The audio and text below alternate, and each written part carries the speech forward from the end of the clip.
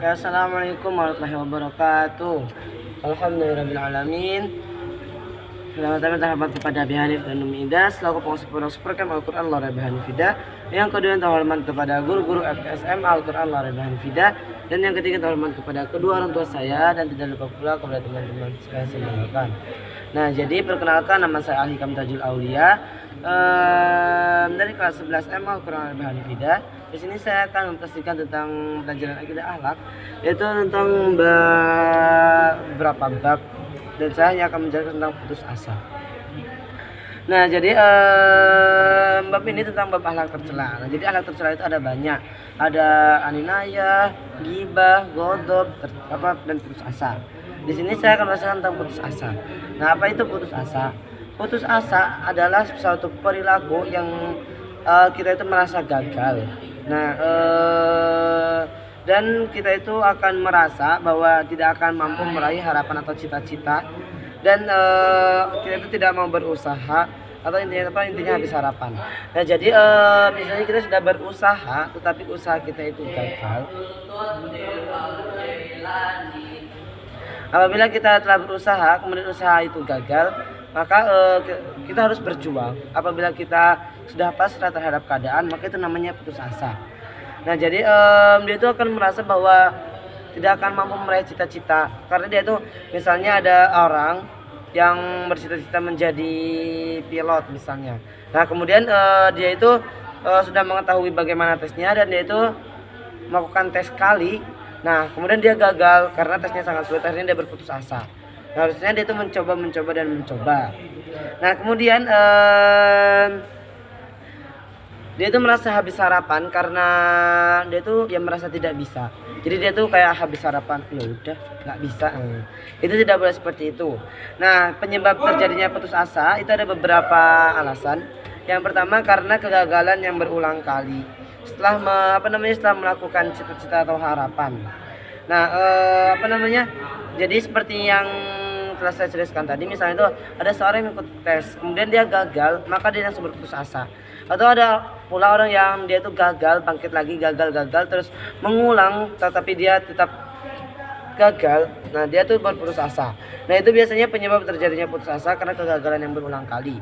Nah, seharusnya kegagalan yang berulang kali itu menjadi pelajaran baginya, bahwa apa yang menyebabkan gagal dan memperbaikinya, harusnya seperti itu. Nah, penyebab putus asa bukan hanya itu, tetapi ada beberapa faktor lainnya. Bukan berasal dari yang dihadapi, tetapi berasal dari bagaimana dia mensikapi persoalan itu. Nah, jadi misalnya itu yang dihadapi itu adalah tentang bagaimana kita menjadi orang sukses. Dia sudah mencoba beberapa hal, sudah mencoba berbagai macam cara, nah tetapi dia tetap berputus asa karena itu tergantung bagaimana dia mensikapi persoalan itu. Nah, kemudian di sini ada dampak negatif dari putus asa. Nah, jadi putus asa itu adalah suatu akhlak tercela yang tadi sudah saya jelaskan. Putus asa adalah suatu dampak tercela, akhlak tercela.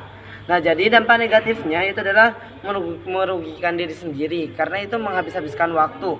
Jadi misalnya ketika kita sudah berputus asa, maka kita tidak akan berjuang lagi dan hanya akan pasrah, dan itu akan membuang-buang waktu kita. Jadi harusnya yang kita itu sedang belajar tapi kita putus asa karena kita tidak akan bisa ngomong begitu. Nah, kemudian susah untuk mencapai kemajuan. Nah, jadi dikarenakan dia putus asa, jadi dia itu pasrah, maka dia itu mentok di situ, udah tidak bisa maju lagi. Oleh karena itu jangan berputus asa. Seperti yang dijelaskan dalam surat Yusuf ayat 87, yang dimana wala tayasu min rohillah, dan janganlah kamu berputus asa dari rahmat Allah.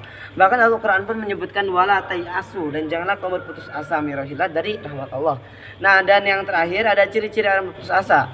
Yang pertama, dia itu selalu bermalas-malasan. Jadi ketika dia itu berpikir kayak ya udah nggak usah berusaha, dan juga gagal, nah itu udah putus asa, dia malas-malasan. Kemudian tidak ada semangat dalam meraih harapan dan cita-cita, jadi kayak pasrah, ya wes lagi gagal, ya wes no. Nah, kemudian dia itu selalu bersikap murung dan tidak bergairah.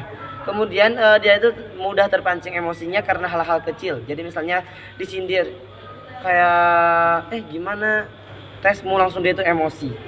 Nah, jadi ada beberapa cara untuk mensikapinya. Yang pertama, kita tuh harus yakin bahwa rahmat Allah itu akan selalu ada pada kita. Jadi kita itu diberi kegagalan untuk berpikir bahwa untuk menjadi pelajaran bagi kita dan untuk berkembang. Bahwa kita tuh harus berpikir bahwa kita akan sukses dengan,